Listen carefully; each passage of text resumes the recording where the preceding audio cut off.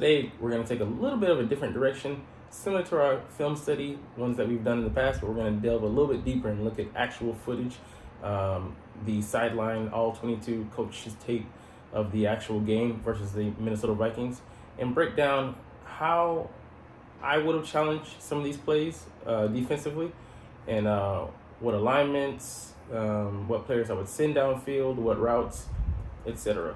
So let's get into it. What's up, bitch boy Cintron, coming back at you with another analysis video, and I kid you not, that's my real name. And shout out to the QB school here. I am taking from his video some screen caps, but yeah, it's my own twist on it. So I mean, hey, holla at me. You do great work. I appreciate you. So anyways, let's jump into the clips. We're gonna look at a couple plays here.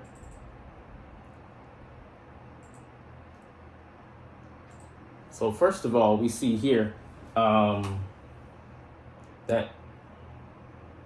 the Eagles are in. The Eagles are on offense, and they have 1, 2, 3, 4 receivers out eligible, with the potential being here, but with having so many faces on the line, you have 1, 2, 3, 4, 5, 6, 7, 8, and obviously they're not going to have a 3-man coverage, so you're going to have some of these guys drop out, and this guy could be a man guy, as well as, this guy here with one of these guys. So ideally, they're probably going to rush 4 to 6 people, but it'd be crazy for them to have just leave this area over here wide open. So you got to figure out whether it's likely man or zone, but that being regardless, so you could keep the back in here. So I know where this play is going. We're going to say, just for the sake of this, we're going to keep the back in to block in case they do send blitzes. Or at the very least, it could be a chip and then come out, leak out the back, or kind of a fall pass block where he pretends to block and then sends himself out as an outlet. So I would send, because we're going to get a motion here, and they get 2 receivers over here. I know it sounds asinine. It sounds like this is too simple. Like, things are they're trying to make it so complex, so I'm just going to, make it super simple, oversimplify it, and make it an easy play for my guys. So we have our receiver over here. We have 4 guys. I would just send everyone on a go routes. Okay, we have 3 options here, or maybe more, but I'm going to try to at least stick to those. Send everybody on go routes, and then, they're forced to send these guys upfield. That could, end up, just creating one-on-ones, and I trust these guys. They won the one-on-ones last year, Devonta Smith and A.J. Brown chiefly. But also, if they do decide to send an underneath guy, that just makes them waste a man because of resources. He's just out here in no man's land, farming the land for no good reason because there's no one there. Saying that the back stays in. But let's just say we send everybody upfield, and then it's designed to get to the back here. He's going to have a lot of space to operate here. And let's just say, okay, that's too simplistic. You're saying, okay, that's dumb because they're gonna have someone in the middle here to catch that coverage, or to have that coverage further back. Then I would send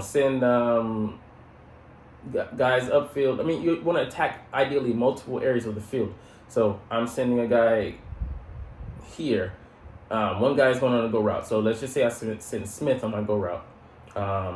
And then I send him over here to come in behind in front of that go route and come in and attack this area here. And then I have him come over here and occupy this guy here. So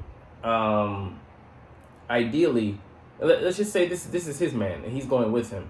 I'm trying to split this coverage, but I'm trying to create a one-on-one for someone. I'm trying to highlight someone here. And let's see, 1, 2, 3, 1, 2, 3. You like the numbers we have, so you want to create some confusion in bunch formations. You want to have these guys come out here and look like they're running full throttle and attack different areas. So Um, there's multiple ways you could attack this, but I ideally want to have someone in here, have him leaking in, and then have someone come in behind him to attack this area. So I'm putting, I'm ideally trying to put the defenders in a bind where they have, guys overloading, flooding their areas, so they don't have just one person to cover, but they have to choose. I'm trying to make them commit. So if I can get them to commit, it makes it easier read for the quarterback, and also he has to use his eyes, to look off to where he wants to go. So, and I know that gets dangerous with the notion, not notion, but the idea of him making a decision before pre-deciding who he wants to go to, but really he has to read the defense. So let's see what we end up getting here. Yeah, so they end up. So after we end up flexing him out, you see what it is here. So this creates a better look at what we're dealing with here. So they commit to 1, 2, 3, 4, 5, 6, and let's just say, like you said, 1, 2, 3, 4.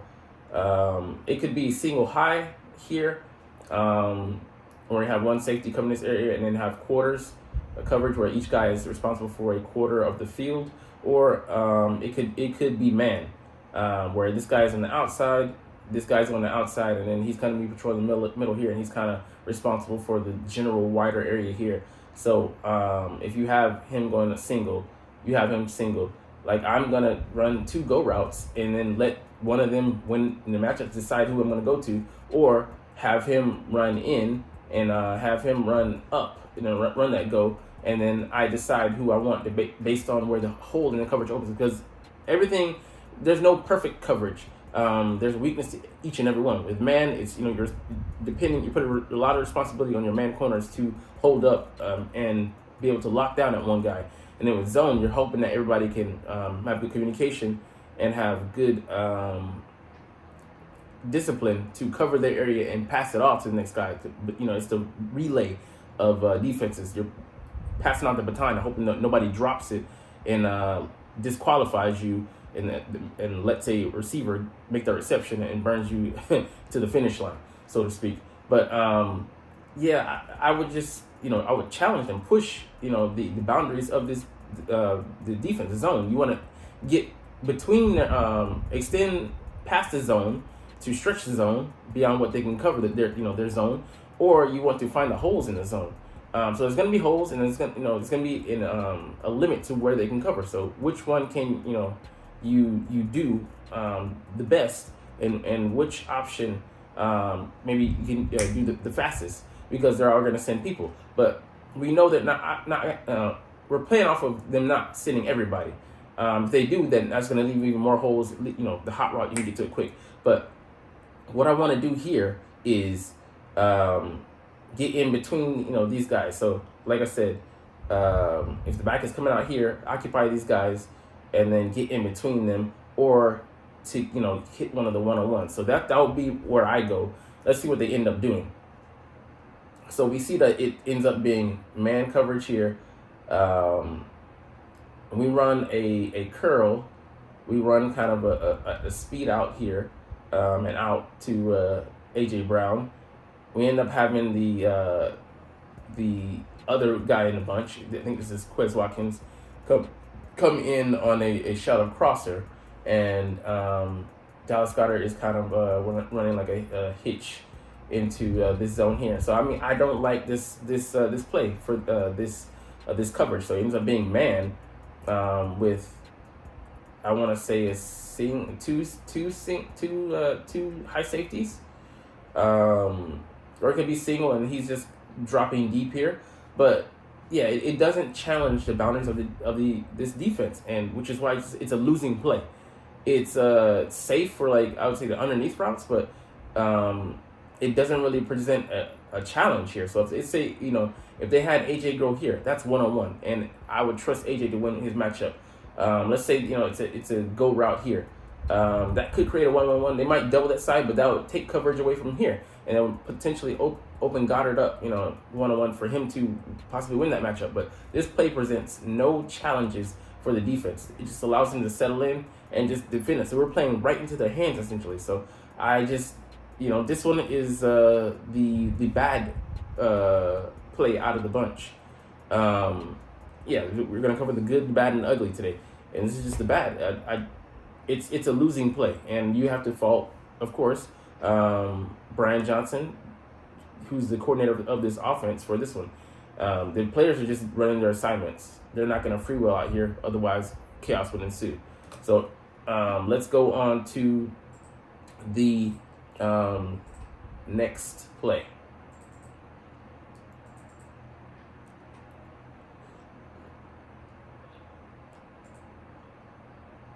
All right, so here we have quarters coverage. So he's going to cover this part. He's going to cover this part. He's going to cover, and then he's going to patrol the middle. And these guys, they're going to be in their zone. So I know that, I watched the play already. He's going to come into blitz actually, but theoretically, they're rushing for and then keeping these guys in the zone. So this is where like they really stayed in this defense a lot and forced Hurts. I mean, not only the alignments they confused him, but this was the coverage they end up defaulting to once everything was said. And after all the trickeration was thrown out the window post snap or near post snap. And yeah, you want to let's just say, like I said, the back here again, come in here to play right into their hands. He's the last option you want as a dump off unless it's just clear. And what we end up having here is I got to get to the next play because I forgot which routes they ran, but I know that Goddard ended up going out here to the flat, so he ended up occupying one of these guys, and like for this one, that's 2-on-1, and then he's probably going to drop off, and then he passes it off to him. So that's not where you would want to go. And then let's just say I have him run off as well. And then, those two are covering him. He passes him off, and then, he goes. What I would do is then have him come in front of this area and attack this area. So run an out here, or it could be like a flat route, or just maybe like a post, or like a deeper out here to try and attack this area here. So because like I said, there's gonna be some gap here, some hole in the defense. So you have to find that and attack it. And with him, those running those two plays coming in front of him and him coming behind him, one of those guys is going to be schemed open basically. So there's a lot of options that you could go with here. So let's end up seeing what we got post snap. So yeah, it ended up being quarters coverage 1, 2, 3, and see those two guys are carrying him, so he's kind of like the decoy on this route. And they know that they can't just leave him open, but if he runs a route hard enough, which you see Smitty's running full speed, then it creates that gap there. So let's see the back here. He's kind of staying in this area. I would have sent him more into this direction, and he's going to the flat. But this ended up being what I would say is the best option on this route. And yeah, it's it ended up working out, but this would have been the safe option to go with. This was the good. This was also, potentially a one-on-one that we could have had, because look, he's turned, he's looking back at the quarterback. So this ended up being where either one of these could have been the go-to, and he would have been a safe guy. So very well developed play that really split the defense and their attention. So you got to give your credit, your shout outs to Brian Johnson here, and like window dressing eye candy. So at every level, they're having somebody, okay, short here, short here, short here, deeper, deeper. They're threatening every level of the defense, which stretches them thin ultimately, and which is why it works out. And they end up throwing it here to Smitty, which is the 50-yard reception. So it worked out excellently for us. So this is the good. So we have the good, the bad. Now we're into the ugly.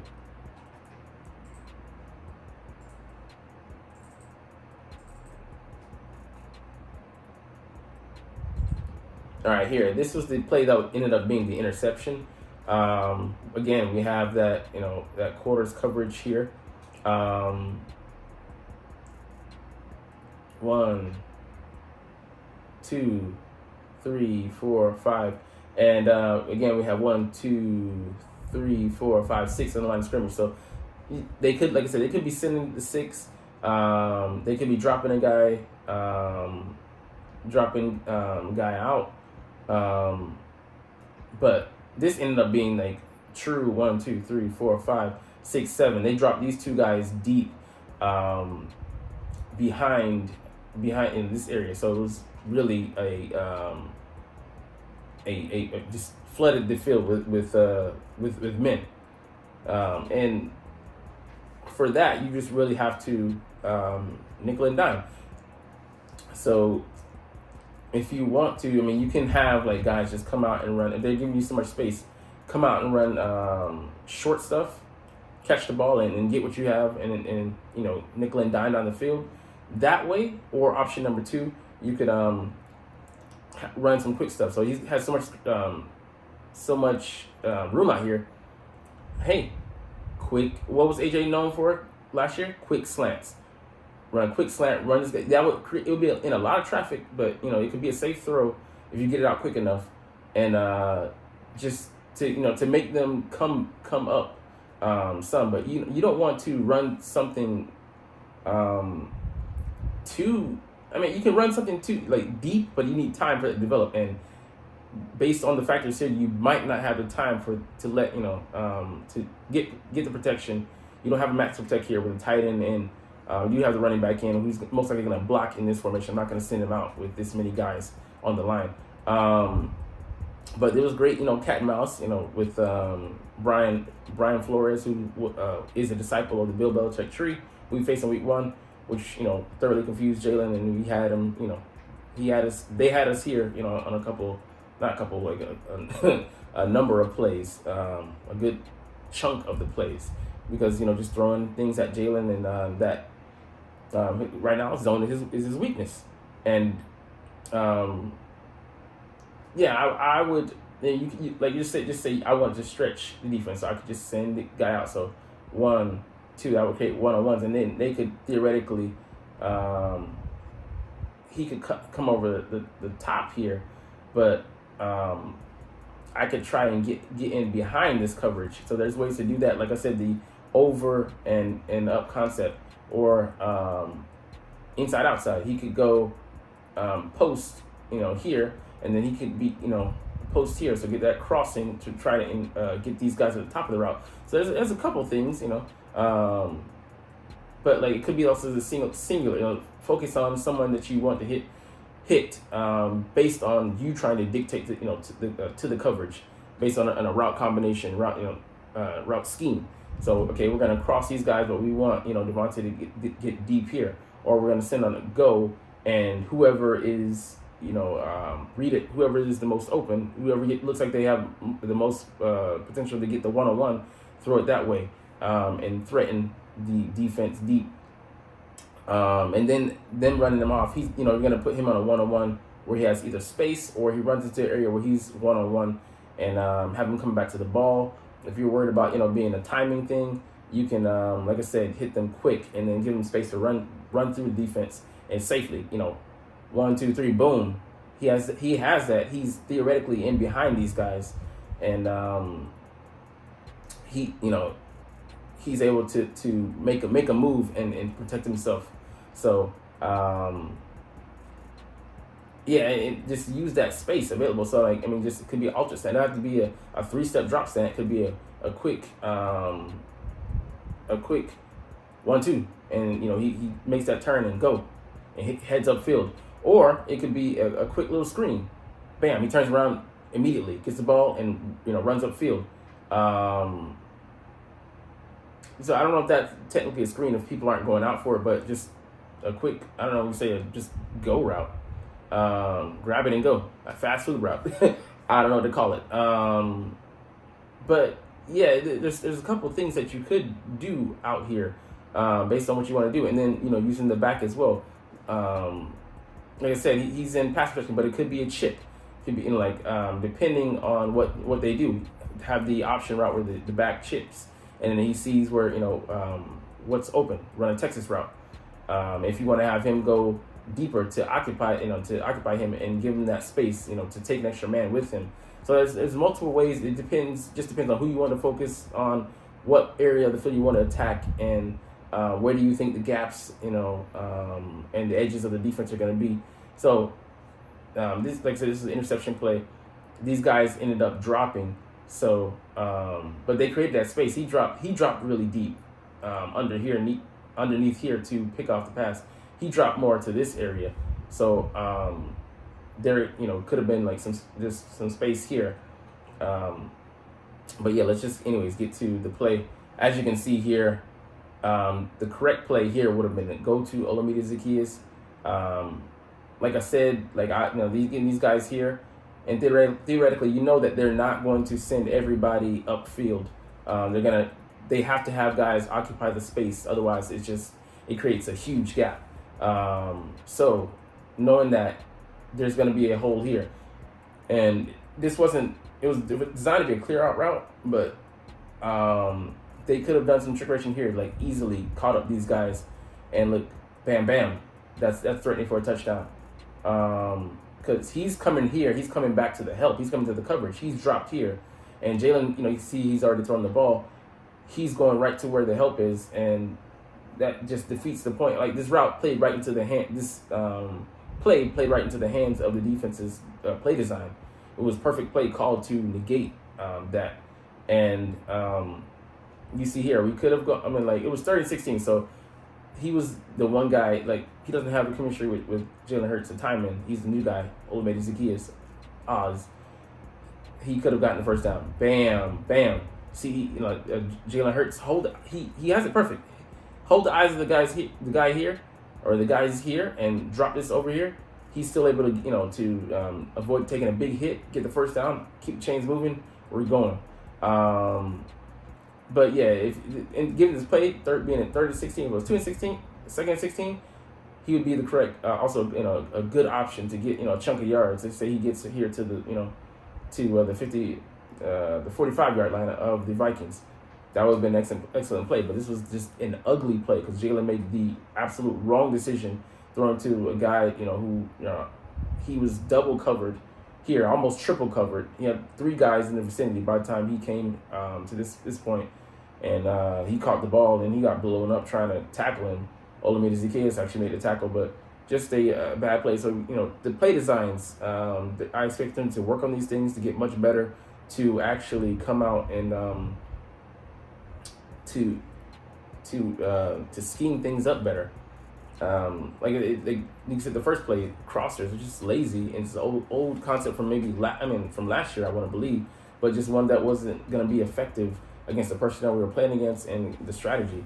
So getting on the same page and being able to stay ahead of the game, predict these plays, and coach Jalen where to go, where you ideally want them to go, and seeing our guys, because our guys are getting open, man. They're getting open. We just aren't hitting them, and it's just a wasted effort right now. So we just need to regroup, get back together, collect ourselves, use these 10 days that we have to scout the Bucks, self-scout, see what we're doing wrong, and do better. But anyways, I don't know if you say you're not here. I hope you are, but this is a super interesting video for me. Let me know if you want me to do a part 2, but you're not even watching, so we're gonna part 2 here. All right, so I love making these videos, love talking about the Eagles, and love doing a different facet. I'm not the most knowledgeable guy about football, but I know a little bit, you know. So, anyways, like I said, too much. So, let's get up out of here. As always, it's fly, Eagles, fly in. Let's motherfucking go. Like, comment, share, and subscribe if you like. Thanks for watching.